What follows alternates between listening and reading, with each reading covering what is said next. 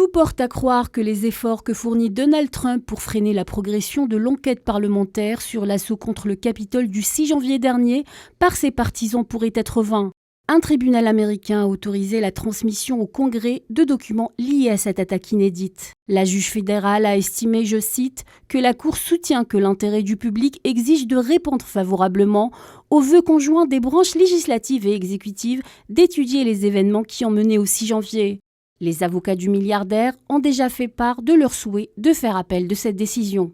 L'ex-président américain Trump souhaitait empêcher la diffusion à la commission d'enquête de la Chambre des représentants, assemblée contrôlée par les démocrates, d'un nombre de documents incluant les listes de personnes ayant pris contact avec lui le jour de l'attaque du Capitole.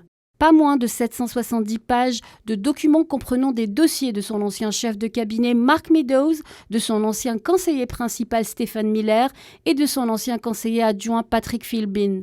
Le milliardaire républicain qui avait notamment invoqué le droit de l'exécutif à garder certaines informations secrètes voulait éviter la publication du journal quotidien de la Maison-Blanche, incluant un compte-rendu de ses activités, voyages, briefings et appels téléphoniques. D'autres documents compromettants figurent parmi la liste que Trump voulait dissimuler, notamment des mémos adressés à son ancien attaché de presse, Kayleigh McEnany, une note manuscrite sur les événements du 6 janvier ainsi qu'un projet de texte de son discours lors du rassemblement Save America qui a précédé l'attaque. La commission d'enquête parlementaire cherche à obtenir des témoignages qui pourraient évoquer ce que le président savait de l'assaut avant qu'il ne se déroule et de sa réaction après l'événement.